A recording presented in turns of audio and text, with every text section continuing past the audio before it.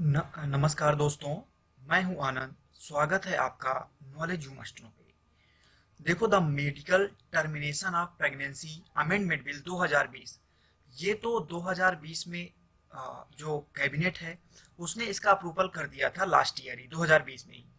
लेकिन ये बिल था, ये अभी लोकसभा में इसको लाया गया था, मतलब उस टाइम पे पास किया गया है, लेकिन अभी ये राज्यसभा में पेंडिंग है।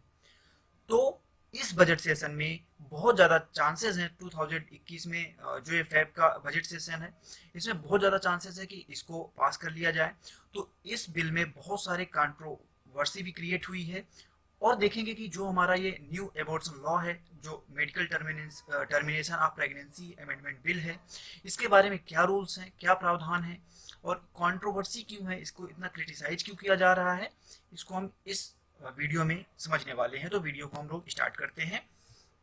देखो यहाँ पे एक यहाँ पे पीएम इंडिया वेबसाइट का यहाँ पर देखो एक आर्टिकल है, ये 29 जैन 2020 का है। Cabinet approves the medical termination of pregnancy amendment bill 2020। उस टाइम पे इसको वहां पर अप्रूव कर दिया गया था कैबिनेट से। और यहाँ पर ये जो बिल होगा, ये अमेंडमेंट कर रहा है किसको? एमटीपी मतलब medical termination of pregnancy act 1971 में कुछ अमेंडमेंट करेगा। और ये अमेंडमेंट क्या होगा कि जैसे यहाँ पर देखो, यहाँ पर आप पहले इसको देख लीजिए कि द हिंदू हो गया, इसमें बोला जा रहा है denying women the right over their body. मतलब यहाँ पर, और जैसे द इंडियन एक्सप्रेस का भी आर्टिकल हो गया। तो इस बिल को कुछ क्रिटिसाइज भी किया जा रहा है कुछ आर्टिकल्स में।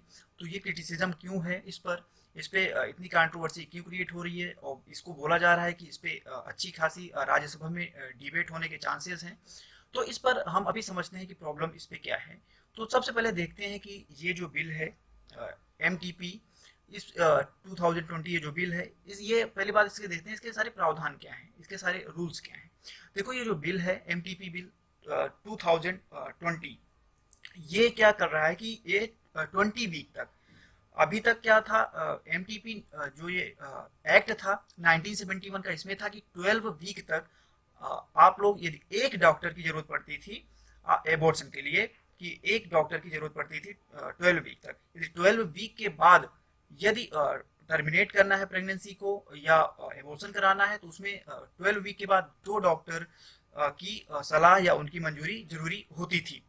तो यहाँ पर ये चीज किया गया इस बिल में, इस जो टाइम लिमिट है इसको बढ़ा दिया गया है।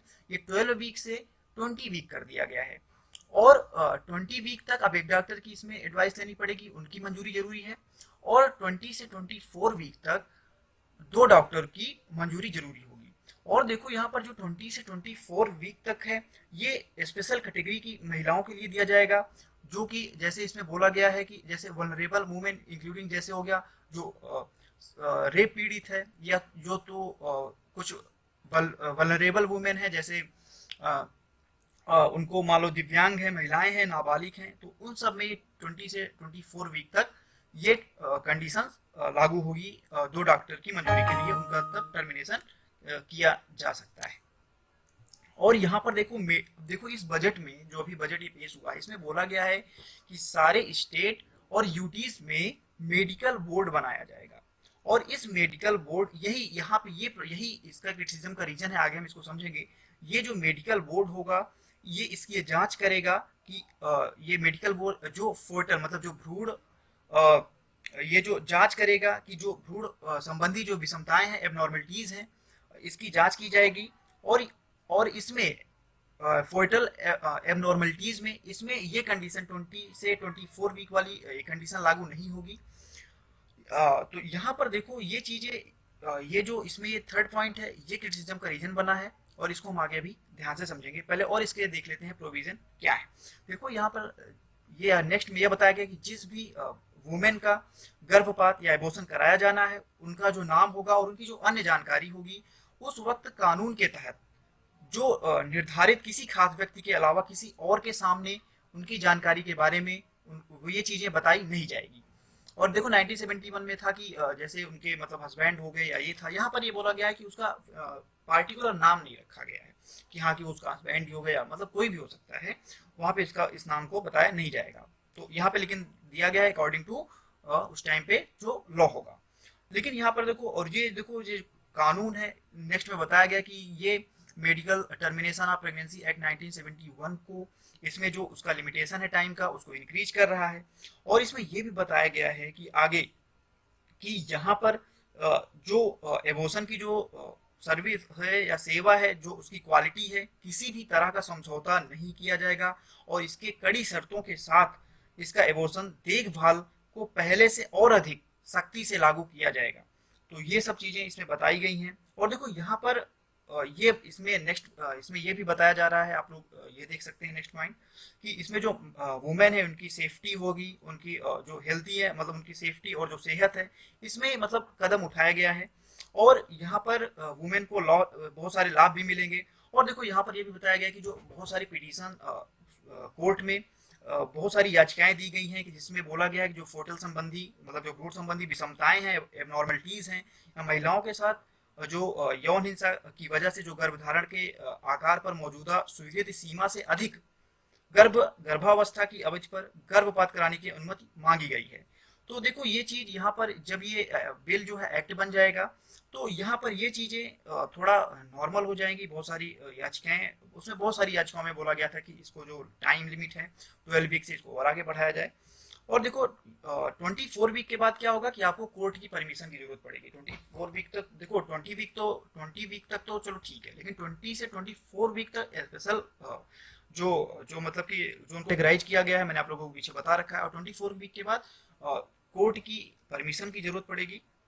और यहाँ पे ये इससे ये चीजें सही हो जाएंगी कि जो एबॉर्शन की जो टाइम पीरियड है, इसमें बढ़ोतरी होने से ये हो जाएगा कि जो उनके सेल्फ रेस्पेक्ट है ना, जो उनका प्राइवेसी है, ये चीजें क्या हो सकेगी, थोड़ा सही हो सकेंगी। और देखो यहाँ पर ये जो बिल है, ये स्वास्थ्य एवं परिवार कल्याण मंत्री मतलब ministry of health and family welfare द्वारा प्रपोज किया गया है। और इस अमेंडमेंट को लाया जाएगा और इसको कैबिनेट ने मंजूरी दे दी है। लेकिन अब इसमें प्रॉब्लम क्या है, इसको क्रिटिसाइज क्यों किया जा रहा है, इसको हम अभी ध्यान से देखते हैं। देखो द हिंदू में आर्टिकल है, और उस आर्टिकल में ये 2 पॉइंट्स इंपॉर्टेंट है जो कि वहां का ये कटआउट है, आप देख सकते हैं। पहला इसमें बोला गया कि देखो एक केस में क्या हुआ था कि स्टेट जो गवर्नमेंट है उसने आर्ग्यू दिया था कि इसका कोई मतलब कोई ग्राउंड नहीं है उस टाइम पे, प्रेगनेंसी जो है, एबॉर्शन है, उसको कराने का कोई ग्राउंड नहीं बनता, मतलब उस टाइम पे एबॉर्शन नहीं किया जाएगा। कब? जब ये प्रेगनेंसी वॉलंटरी एक्ट के द्वारा होगा। वॉलंटरी एक्ट मतलब जब सहमति से ये चीजें आ जाएंगी, तो उस टाइम पे इस चीज को बोला गया है कि इसका कोई ग्राउंड नहीं बनता। तो यहाँ पर क्रिएट ये प्रॉब्लम हो रही है कि क्या वुमेन का उनके उनके डिसीजन पर क्या कोई हक नहीं है। और ये आगे भी लिखा हुआ है, जो very much aware of the consequences, मतलब ये जो होगा उसका जो परिणाम होगा उसके लिए खुद ही वो राजी होंगे। और इसमें कोर्ट जो है एग्री भी हो गया था।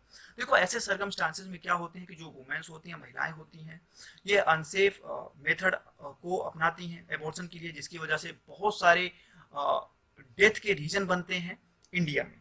तो देखो अर्जेंटीना में क्या हुआ, अभी अर्जेंटीना में स्टार्टिंग में अभी वहां पे बोल दिया गया कि लीगलाइज कर दिया गया 14th वीक तक एबॉर्शन को। लेकिन यहाँ पर जो मेडिकल बोर्ड बनाने की, देखो नेक्स्ट में क्या बोला गया, while the current bill provides that safe abortion can be performed at any stage of the pregnancy in the case of fetal abnormalities। मतलब यहाँ पर ये तो चलो सही है कि टाइम लिमिट बढ़ा दिया गया, ये चीज तो सही, लेकिन it fails to consider any other reason such as personal choice. यहाँ पे पर्सनल चॉइस के बीच में ये यही कंट्रोवर्सी है कि यदि मेडिकल बोर्ड, यहाँ पर जैसे भाई कोई गया मेडिकल बोर्ड, मैंने बताया आप लोगों को हर जगह बनाया जाएगा, हर एक स्टेट में, यूटी में, यदि कोई गया मेडिकल बोर्ड में, अब वहां से बताया कि भाई उसकी पर्सनल चॉइस है कि मुझे भाई एबॉर्शन कराना है, ये चीजें नहीं चाहिए, है ना, पर्सनल चॉइस और सडन चेंजेस, और देखो वहां पे पर्सनल चॉइस है, तो वहां पर मेडिकल बोर्ड में जो वहां पे डॉक्टर्स होंगे, यदि उनके ऊपर डिपेंड करेगा, वो जब अपनी मंजूरी देंगे, आपकी पर्सनल चॉइस पे नहीं डिपेंड करेगा। ये यहाँ पे कंट्रोवर्सी हो सकती है कि पर्सनल चॉइस पे डिपेंड नहीं हो रहा है, कि उनकी मंजूरी पर डिपेंड करेगा कि वो आपको पर्सनल चॉइस दें या ना दें, उनकी मर्जी। कोर्ट यहाँ पे, और यहाँ पर देखो सडन चेंज इन, भाई अब मान लो किसी को है सेपरेशन हो गया, ठीक है, और अलग हो गए दोनों, डाइवर्स हो गया, या डेथ हो गया पार्टनर की, है ना, डोमेस्टिक वायलेंस की वजह से ये प्रेगनेंसी को रोकना चाहता है, तो चलो ठीक है, वहां पर पर्सनल, सबसे मेन तो होता है पर्सनल चॉइस। भाई यहाँ पर बहुत सारी चीजें हो गया, जो प्राइवेसी है, आजकल फंडामेंटल राइट्स में बहुत सारी चीजें ऐड ये ऐड किया गया है। तो जो मेरा पर्सनल व्यू वहाँ पर ये भी होना चाहिए कि जो एबॉर्शन है वो भी फंडामेंटल राइट में ऐड होना चाहिए, क्योंकि यहाँ पर स्टेट को और जो यहाँ पर जो कोर्ट है उनको इस सब चीज़ों में पर्सनल चॉइस की चीज़ों को ध्यान रखना चाहिए कि हाँ, क्रिटिकल कंडीशन में ये चीज़ें वहाँ पर उनके द्वारा बताया जाना चाहिए, डॉक्टर की द्वारा सजेस्ट करना चाहिए। लेकिन यहाँ पर ये कि अब किसी को पर्सनल चॉइस से नहीं चाहिए चीज़ें आगे एबॉर्शन कराना है, तो यदि मान लो कि वहाँ पर गया मेडिकल बोर्ड में, वहाँ पे रिफ्यूज कर दिया गया और वहाँ पे कोर्ट में भी रिफ्यूज कर दिया गया, तो फिर क्या होगा? तो ये सब चीजें चिंता का विषय है। इस पर प्रॉपर डिबेट होनी चाहिए राज्यसभा में, और इसको जहां तक है कमेटी के पास भेज देना चाहिए, ताकि इस पर प्रॉपर डिस्कशन करके इसको अच्छे से एक्ट के रूप में लाया जाए। आप लोगों की क्या पर्सनल ओपिनियन है? आप लोग इस पे अपना ओपिनियन कमेंट में रख सकते हैं। यदि आपको ये चैनल पसंद आता है तो आप लोग इस चैनल को सपोर्ट करने के लिए सब्सक्राइब जरूर कर दीजिए।